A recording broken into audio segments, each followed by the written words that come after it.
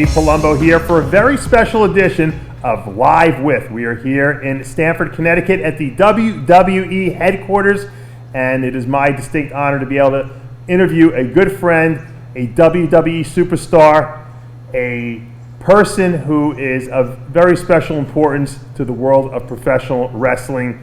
They call him the Cerebral Assassin, the Game himself.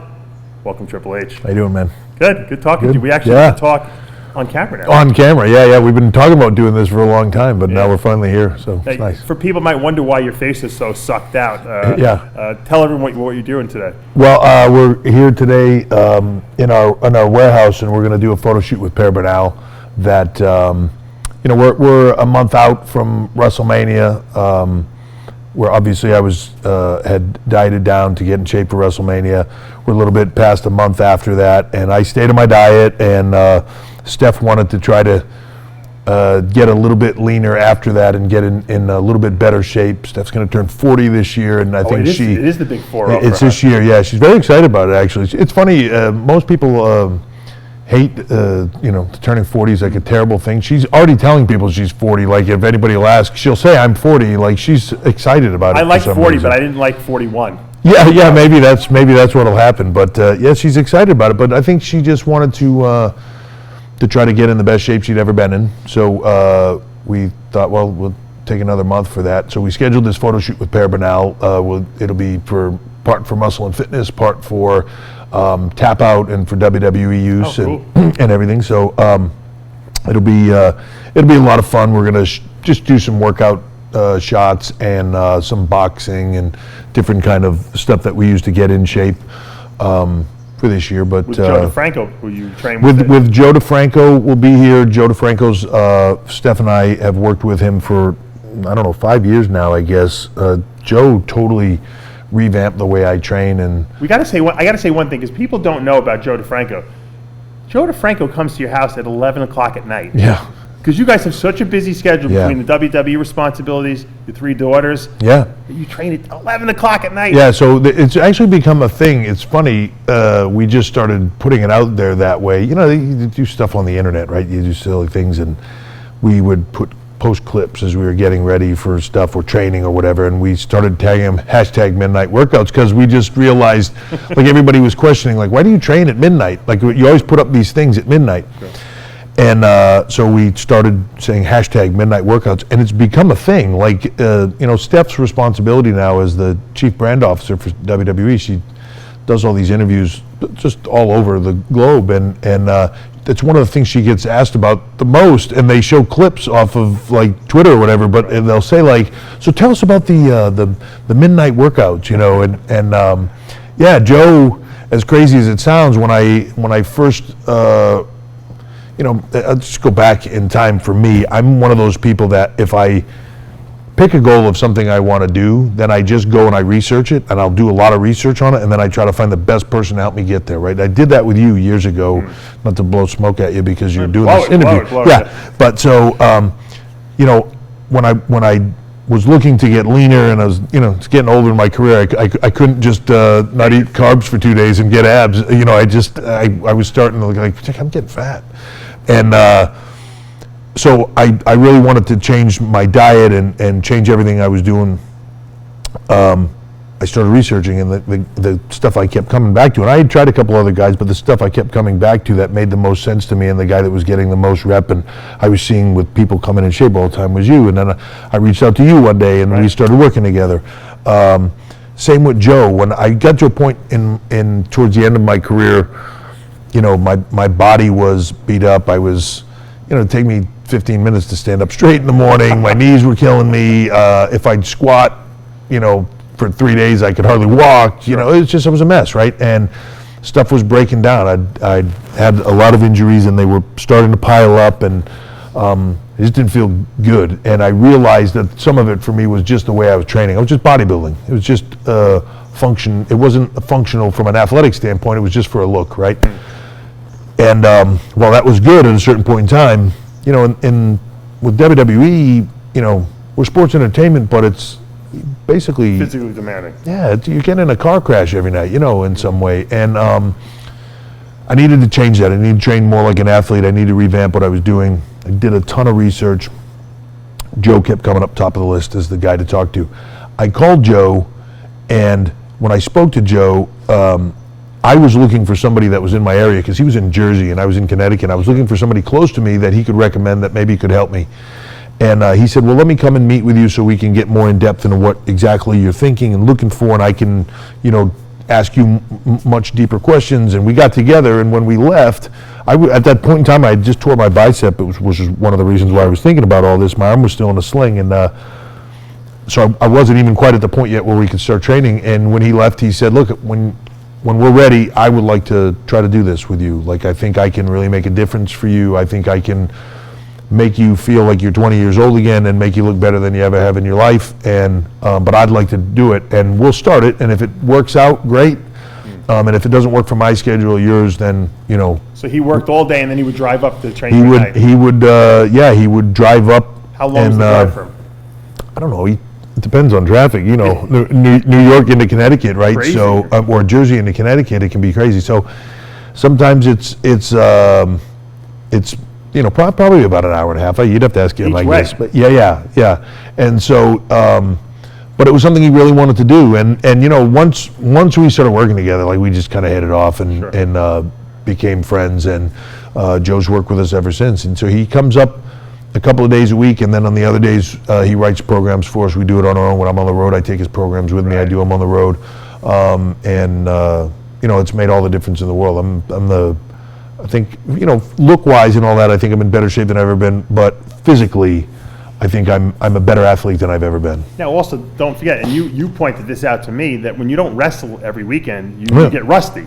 And you're not wrestling every weekend, you're wrestling special occasions, big events. So you need to kind of keep in shape, or you're going to die when you go in there. I said it to somebody that I was getting ready to work with, and we did a show in Toronto called Roadblock. And right before we went to the ring, I said, hey, try to remember, I've done this 3 times in 3 years. Like, you don't take, if you watch a boxer go to the ring and they haven't fought in a year, you're looking for ring rust. If you take, right, like, it's just, unless you're doing it all the time. You use the automation that you get. When you're doing it every day, you don't think. And for me, in the times when I was doing this every single day in my career, when I was running all the time and on top, I never thought about it. Talk a little bit with guys or whatever, and then just go and you just do it. And you just, if something happened, you didn't think about it, you just did it, right? And it was automatic. You didn't have to think. I do in some ways, and I don't in other ways. There's a certain point in time where it starts to become, it was enough. And for me, at the point in time where we started to have kids and I wanted to be around a little bit more, I was very strategic even in my career. I waited to have kids and wanting to be around them more, wanting to be home more, and not be on the road. But like after WrestleMania, due to a set of circumstances with talent injuries, I ended up going to Europe for 4 days. And so I flew over, we had a European tour right after WrestleMania. I went the second half of that tour, so I went over and I worked in Newcastle, England, and then Belgium, Paris, and Spain. So, I did 4 shows over 4 days. I had a blast. Yeah. I was interested to see how I was going to hang 4 days straight, working with guys. Yeah, but not bad. And I was in the shape to do it. And but man, to just go, you miss that, being able to go out there and perform in a relaxed environment. And not that those shows aren't important, they are. They're sold out, and you want to give fans everything you have every night. But when the only time you do this is in front of 100,000 people at WrestleMania, it's a lot more pressure. Oh, sure.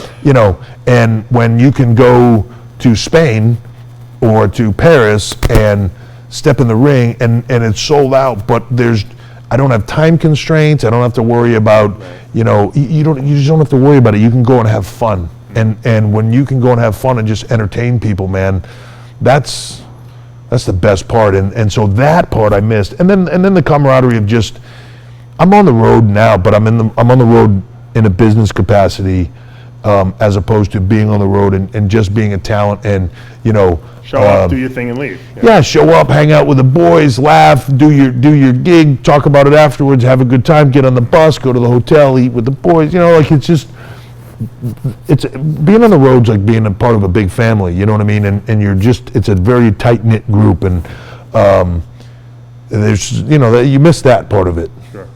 At your age, obviously, when you get in the ring, things hurt a little bit more. How do you get rid of the fear factor of what you're doing? Because obviously you're not like doing one move. You got moves. You're jumping around. You're jumping off ropes. I mean, you're doing dangerous stuff. You could get hurt. I'm sure in the back of your head you're saying, Yeah, it's hard. So right, like when you start to get into things, like if you're thinking, okay, I'm doing this one match, like man, that's risky. Should I do that? Like, what if it doesn't go well and then I hurt myself and then God, you rehab 6 months. Yeah, it's just and for what? You got to go through all that rehab for what? I might never get in the ring again. Like, it just becomes the thought process. No matter how you try to put it out of your head, is there. But one thing you have to kind of overcome. Look, you working through a quad injury right now. A certain point in time when they tell you, okay, you're healed, and that tensile strength is returned to that tendon, and everything is good. But here, like, you got to get past that, like that it's not going to break when you run across the ring, or when you land on your knee, it's not going to blow apart, or the mental component of it, I think, is harder than anything else, and you got to put that fear outside your head. The good thing is, in what we do, I always feel like I can be like almost like anxiety-ridden, nervous, like crazy, and then your music hits and you walk through the curtain, and I've done this before, and there's 100,000 people and they go crazy, and you just get into it, right? And it kind of goes away, and you just do it. And you kind of just go back to doing what you do. That being said, you go back to doing what you do to a certain degree. I was telling some of the guys on the road about the third day of that 4-day road trip when we got to Paris. I felt like I was starting to go like, oh, like I remember how to do this. Like, yeah, no, this is fun. On a bicycle again, yeah, this is fun. I actually remember how to do it, and that's it. Look, it is like riding a bicycle. You never forget how to do it, but listen, if you ride it every day, you're way more comfortable. Oh, absolutely, absolutely. Now, with the WWE, obviously you taking over in more of a managerial capacity, running the shows, deciding what's going to be happening. It's tough to follow the Vince McMahon act, so to speak, your father-in-law. Yeah, obviously, big shoes. He created the whole thing. But you came up with a great novel idea of creating a farm system, if you may, NXT, you call it. You have a performance center down in Orlando, Florida, and you actually brought a road show. You put a road show together, and the NXT has taken off. Yeah. Some people actually like it better than the WWE. Yeah. How does that make you feel that you created something of your own, and then where do you think this will go? Where do you see it in the future? Well, first of all, I'm thrilled that it's working. It's one of the things that, as they say necessity is mother of invention, right? So as you looked at the success of the WWE over the years, it was a victim of its own success, of that it was so good and so successful that there became this one brand, and that's what everybody wanted to see. But with that one brand, everything else went away. So all these places for these guys to learn and learn how to do their craft were starting to dry up and go away.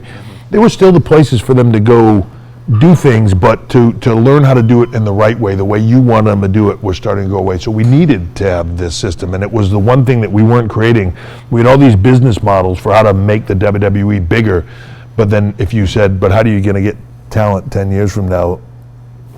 I don't know. We were just kind of waiting for them to come to us. Right. So we started that system. We opened up a performance center. I did a lot of research on what the NFL did and the NBA and Major League Baseball from a training standpoint, and all of it. And we opened Performance Center, 30,000 square foot, 7 rings, awesome. State of the art. And then what do you need though to do? It's like saying I'm going to go in a classroom and learn how to play football. But you actually have to go play football to learn how to play football. But you guys don't charge people. You actually pay the people to be there. We pay them. Yep. So we're paying them. It's like a scholarship. Yeah, exactly. How I refer to it is, I refer to it as a scholarship program, and then we're teaching them. It's like going to college. We're teaching them how to all this other stuff. We're teaching them how to be better athletes, and they're getting paid to do it. And then NXT gives them the platform to go out to all these different locations and do what they do, get reps. And that's really what makes this all work, is learning it and then doing it in front of crowds in different locations and just doing it over and over and over again until it becomes second nature and you get really good at it. And NXT, we started it out just in, it was in Florida and these little shows in Florida, and we started being able to, once the network came along and we had something that we could show the show on. Sure. Those shows started to become more successful, and then we moved it outside of Florida. We did stuff at the Arnold. Yeah. We went to Columbus. We went to San Jose off of the year prior's WrestleMania, and then over time it grew explosively from that point, and to where last year in August we went to the Barclays Center on the Friday before. The Saturday before SummerSlam on Sunday, and we sold it out. And it's a Barclays Center, like that's a major arena in a major city, and we sold it out, and we've continued to grow. We went to the UK, we toured Europe. We're going to go back to Europe this year. We just did a show in Dallas, sold out show in Dallas outside of WrestleMania. That was, and very critically from our fan standpoint, acclaimed shows. So we've created this platform and this really popular third brand for WWE that is like our own. It's like having another full touring brand that guys can go work at and learn to do what they do. And we constantly now have this like kind of feeder system of people that are ready to go on deck, that like I'm comfortable that any of my top people in NXT, I could move over to the main roster of WWE or vice versa at any point in time, and there's no gap. There's no, it's going to take them a little while to get up to speed. They're ready. They know the camera angles. They know where everything is. They know how to hit cues, and they know, what I mean? There's a lot to do in television. It's not just get in the ring and throw a drop kick. We create television, and that's what a lot of people don't understand. They go, well, this guy's really good in the ring. That's a percentage of what we do, Now, I interviewed Rick Drayson the other day, who was obviously in the early days of professional wrestling. And one of the things he didn't like about the current, wrestling, I wasn't meant disrespectfully, that was just his opinion, was that he felt it was too choreographed today, and that it was more raw, real years ago. What do you say to that? Well, look, I think every era thinks that what comes after their era isn't as good as what was in it. It's music, it's everything, right? Like music today, God, music today is terrible. My day, that's music. Yeah. I think it's everything. Look, in the Attitude Era, in my era, we would always laugh because there would be some old timer from, 20 years earlier that would come in, and we'd be sitting there and they'd be telling, the problem today with you guys is this, and he'd be saying all the problems, and like Austin and I would walk away, and Austin would go, I'll tell you what the problem today is, it's sold out. That's the problem. Like the building is sold out. I don't see the problem. Yeah. So look, tastes change. Is it the same business it was? In some ways, yes. In some ways, no. Right? Things evolve, they adapt, they change. But people want to be entertained. And you have to be flexible to adapt to the times. If you went back in time to a guy like a Luthez era, to where they would grab a hold and hold that hold for the 30 minutes, and the guy be trying to get out of an armbar, right? When he finally got out of it, you went crazy. Yeah. But like. People's perceptions change. The world has changed. Instant gratification. We need fast. Instant gratification, and quickly, and not don't make it go too long, because you know what I'm saying. Like there's a lot of variables to it. A lot of market research to figure out what people really want to see. Absolutely. Well, the great thing for what we do is, and whether you listen to it or not, or whether you can't be guided just by, people will react a certain way, but you can't do exactly what they want at all times, because then it's not surprising, it's not impactful, you're not telling the right story, right? So you have to remember, we're telling stories, and the great thing about what we do is the book never ends, there's always another chapter. But if you look at what we do as a business, we have a focus group every night in an arena, You do. someplace with 10,000 people in it, telling you what they like and what they don't like. Now, there's multiple ways they tell you what they like and they don't like, because in today's environment, John Cena, half the arena's booing him, half the arena's cheering him. Roman Reigns, half the arena's booing him, half the arena's cheering him. So that's part of how you look at it, right? But you let people decide what they like and what they don't like. But as long as they're coming, as long as they're coming to the events, they're enjoying the event, they're coming back, they're telling their friends, and it continues in that vein, that's really what you're trying to accomplish, right? Is, create something that they want to come back and see again. But you have a focus group someplace in the world. Let's look with NXT. It's a different product than WWE, and you said like some people might like that more. There's a hardcore group of our hardest core fan base that they love NXT because it is much more just a wrestling show. Right. It's like the old ECW. Well, yeah, although ECW was a different genre of wrestling because they had to cover up for a lot of inefficiencies and things like that, right? But this is it. It's the same product. It's just more to the core of wrestling. I say it this way a lot to people when I'm trying to explain it. WWE is pop music. It is the most popular form of music. It is, I took my kids, my daughter wanted to see Katy Perry, took my kids to see Katy Perry. It's not my choice of music, right? Like I don't drive down the road listening to Katy Perry.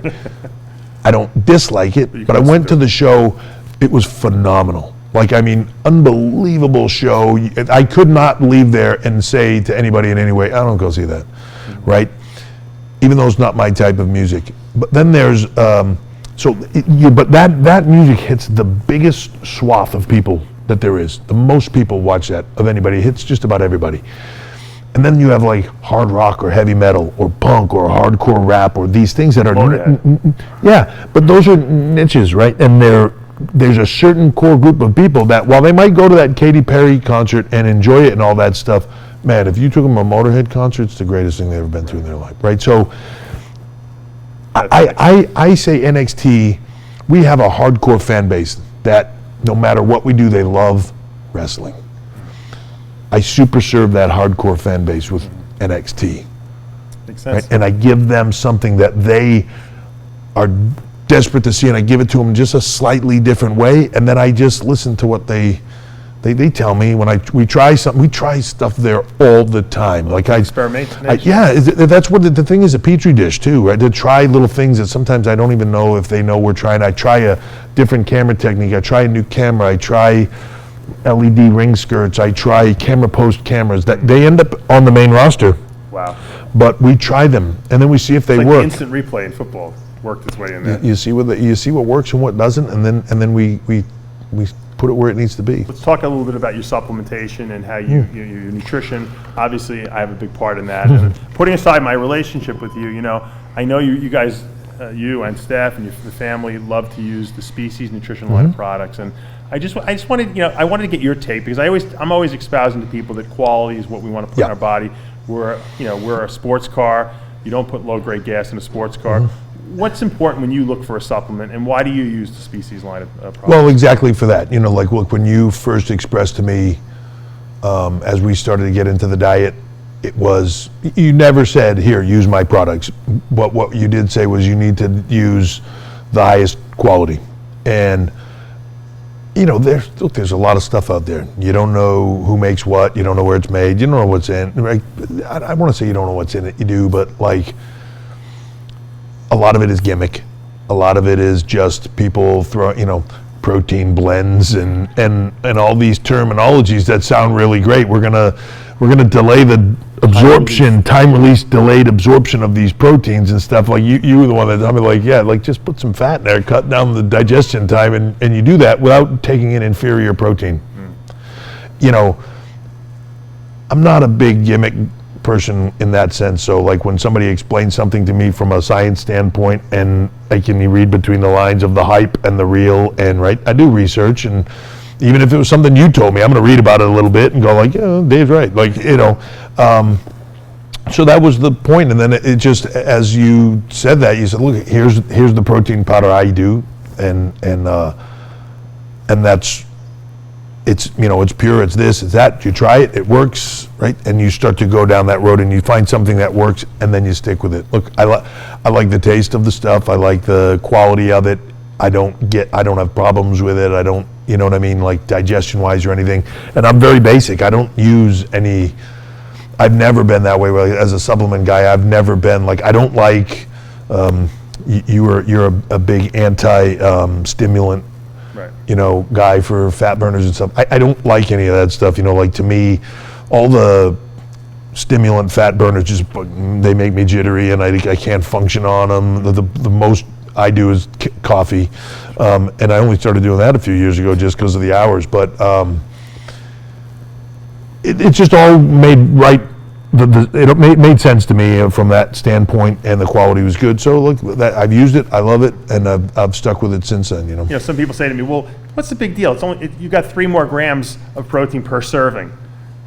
Well, yeah, it's not. It's a big deal when you're at the elite level, though. It is a big deal. The quality is a big deal. Like, and that's the thing. Like, okay, so if it's a blended protein that, like, yeah, okay, 20 of it's really good quality, and then 10 of it is a crappy quality protein that my body can't really absorb, causes me some digestive distress, which is not pleasant for anybody. And then, you know, like, why bother? What, because it tastes a little bit better, or because it's cheaper? That's why. Yeah, or because it's cheaper, or because they can sell it for the same price but make it cheaper, or you know, a lot of it is just hype, and it's the gimmick, right? Because at the end of the day, look, one of the things I learned when I was a teenager, I was around Ted Arcidi a lot. Oh. You know, after he won the World Bench Press record, he had his own supplement line. He sold a lot of supplements in the UK at that time, mail order, and there was a day when I was at his place where he was bottling stuff, and he was trying to get this shipment out to Greece. And he had this big case of protein come. He's like, oh, thank God the protein powder came in today. I got to get this shipment out to Greece today. So while we're talking, he's taking this other company's protein powders and cutting the labels off and putting them on his labeler and putting the labels on. I go, what are you doing? And he goes, oh, it's the exact same protein powder. We get it from the exact same distributor, right? It was the same product and the same container. Like, they just put a different label on it, right. You know, and his had a better name on it, so his was like $5 more. And you know, and he said to me at the time, he was like, look, there's only so many places that make this stuff. Like, we all get it from the same places, and then you just, you know, you put some spectacular marketing on it. I thought, like, wow. So I always kept that in my head, you know, like a lot of the stuff. And it happens more frequently than you think. Absolutely. Let's turn to bodybuilding a minute, because I know you're a big bodybuilding fan. Yeah. We just told you today, you didn't know because obviously you've been busy. Kevin Levrone announces 50-something years old. He's making a comeback to the Olympia this year. What do you think? I mean, it's definitely exciting, obviously, being a Levrone fan. Yeah, I mean, look, man, if he can do it, phenomenal. You know, I just hope that's one of those things, like, where you don't think in your mind, like, no, I look as good as I did when I was 25, and everybody else is going, no, you don't.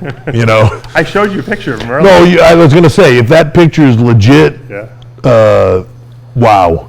You know, because, look, I don't know, there's certain guys, too, that are just genetic freaks, and look, I've seen Kevin, I've seen Kevin go from not trained to, like, 3 months later seeing him again, when we used to go years ago in the 90s and 2000s, early 2000s, when we used to go to train at his gym and stuff, and I'd see him out in LA all the time.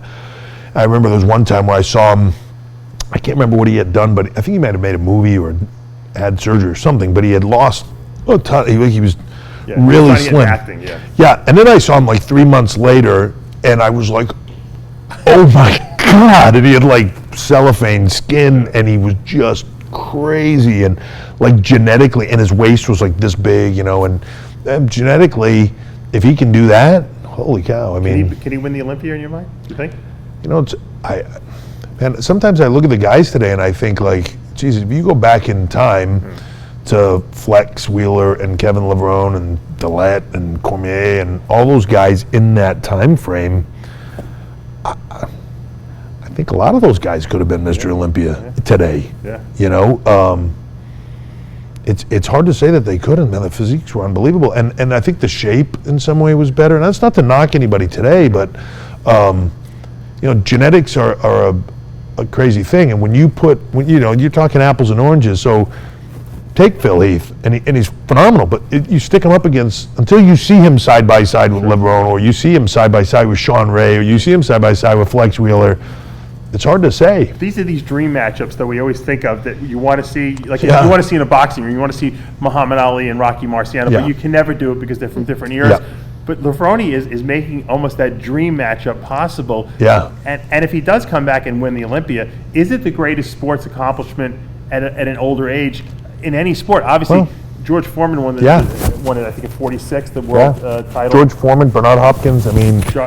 Jack Nicklaus, those 6 years old, I think, won the Masters. It's not easy, because look, in your mind, you feel the same, and then how your body reacts to thing, and how's his body going to react to training, or his joints going to hold up? He's obviously trained heavy for years, and how does he react to all that stuff as it comes closer? It'll be fascinating to see, and fascinating to see if he can actually do it. Yeah. Look, even if he did it and came in the top 5 at was he 51? You said? Yeah, I think so. If he did it after this long out and came back in the top 5, it's one of the greatest accomplishments ever. But winning would be over the top. Oh my God! I mean. Speaking of fantasy one of my fantasy matchups in the wrestling world was always Andre the Giant versus Lou Ferrigno. Right. Growing up, I was a huge Incredible Hulk fan. Right. And I think they almost look a little bit alike. And I would have loved to have seen Lou Ferrigno, Andre the Giant. Didn't they do it once in the $6 Million Man? That's right. Well, Andre was he was a Bigfoot. Yeah. I don't know. But if you were let's put you in charge, obviously now. Yeah. And we could bring these guys back. Obviously, Andre the Giant not alive, and we put Andre the Giant, Lou Ferrigno in the ring. Give me the outcome. How would it? Andre would kill him. Andre would kill him. Look, that would be a great WrestleMania. It would be, but at the end of the day, there wasn't. I don't know, from a legitimate standpoint, and then from a business standpoint, I don't know that there was anybody that could hang with Andre. Just his presence was unbelievable, and Andre didn't train, he didn't do anything, you know what I mean? He was just a freak of nature, just a freak of nature, 500 pounds, strong as could be, and most people's memory of Andre is late in his career when his health was bad and his back was bad, and the acromegaly had really deteriorated his body.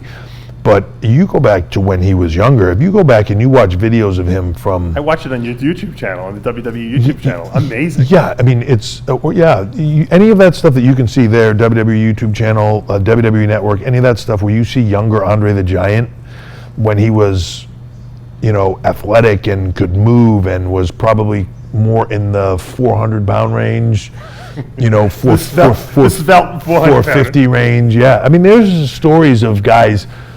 At that time in the business, there was a lot of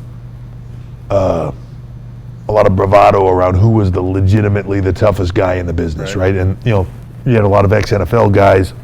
Bar fights were constant occurrence because people would challenge whether the business was real, and they felt like they had to defend it, right? So there was a lot of speculation about guys of who was the toughest, and there's multiple stories of guys who were considered the toughest guys in the business trying Andre, and going out with him drinking, and then and everybody would get drunk, and then halfway into it they would think, I'm trying, and just go, and then they'd all be friends after. But there's a famous story, and I won't say the name, but there's a famous story in a business about 2 of the toughest guys in the business that were considered toughest guys in business of all time on a beach, get drunk with Andre, and then decide to try him, and Andre puts him to the point of drowning both of them before he pulls them back up on the beach, and at the same time. Yeah, and then left him out on the beach, and then the next day they went to him and were like, "Sorry, boss, like we just wanted to try," and he was like, "Don't do it again," you know what I mean? But like, yeah, I mean, that's two on one, right? He just, I don't think anybody could have ever matched that. No, and that's legitimate, Chef. That's not theatrics. Yeah, that's legitimate, and then you put the theatrics on top of that. Andre knew he was a giant. He probably had to hold back. You know what he didn't hurt people. Yeah, but there's something, like I always say, Big Show. Like Big Show's the only guy in the arena that doesn't realize he's a giant. Yeah. You know what I mean? And a lot of guys over the years, they worked with him in a way where they didn't always present him as a giant because they could. Andre never let anybody, like, you're going to work with me like I'm a giant. You know why? Because I am a giant. And I'm not going to let you do anything that makes me look like I'm not a giant. I got you. So, there's something to that. So Andre would never allow himself to be in that position. So yeah, it wouldn't have been a contest. And nowadays you probably never have another giant because they'd fix. Yeah. We've had a few guys that come into our system that we find it and then get it fixed for them. Oh, really? Yeah. We've had a couple guys now. Yeah. All right. Well, we're going to end the interview. It's called ping pong. I'm going to give you 10 or 11 names and just give me your first gut response to them. All right. Harley Race. One of the toughest guys that I ever, toughest guys in the business of all time. When I say that statement, considered one of, and for me, one of the guys that I feel is one of my favorites growing up. Ronnie Coleman. Probably the best ever as far as bodybuilding. Like I can remember distinctly sitting in a row of a bunch of those guys that we talked about, Charles Glass, Cormier, Flex, and all that stuff, and Ronnie walked on stage. It was the year after a lot of people said Cutler almost beat him. And he came back like 30 pounds, and he walked out on stage, and Cormier looked at us and said, Ronnie just took first and second, and he hadn't even posed yet. You know what I mean? It was ungodly. I remember that year. He was like 292. Yeah. Killer Kowalski. Owe him a lot.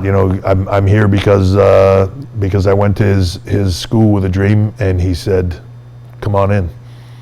Jay Cutler. Again, legend.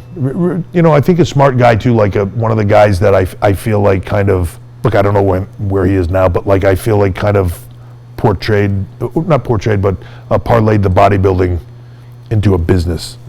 Probably the wealthiest bodybuilder out there. He saw it as a business opportunity and parlayed it as that, not just some cool thing that he did, Ric Flair. And our business, my estimation, greatest all-around performer of all time. Okay, that's a big accolade. Vince McMahon. Greatest promoter in the history of the world. And for me, for a lot of reasons, but for me, just probably one of the biggest influences in my life. Is Donald Trump going to make him vice president? There's a lot of rumors out there. Yeah, that's a scary proposition.